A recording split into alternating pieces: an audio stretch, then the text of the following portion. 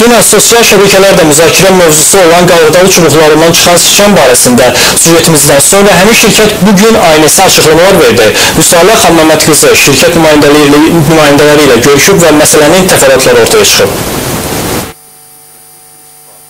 Qarğıdalı çubuqlarının içindən siçan çıxmasına bu məhsulu istehsal edən şirkət münasibət bildirdi. Həmin qarğıdalı çubuqları Sabunçu rayonu ərazisində yerləşən bu sexdə istehsal edilir. Burada siçanın kukuruzun içərisinə girməsini mümkünsüz hesab edən şirkətin hüquqşünası Ziyad Abbasadə bunun təxribat olduğunu iddia edir. Onun sözlərinə görə istehsal prosesi qapalı aparıldığından gəmirci ora daxil ola bilməz. Hüquqşünas iddia edir ki, bunu oğurluq üstündə işdən çıxarıqları və hüquq mühafizə orqanlarına verdikləri keçmiş əməkdaşları edib. Səfər Miraz Xanarov. Uzun müddət müəssisədə işləyib, münasibətlər yaxşı olub.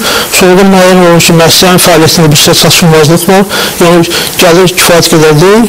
Onun bağlı şübhələr yarandığı üçün bağlı polisə müraciət olub və şübhələrimiz də doğrudur. Onun özü də etiraf edir ki, bəli, onun tərəfindən uğru olub.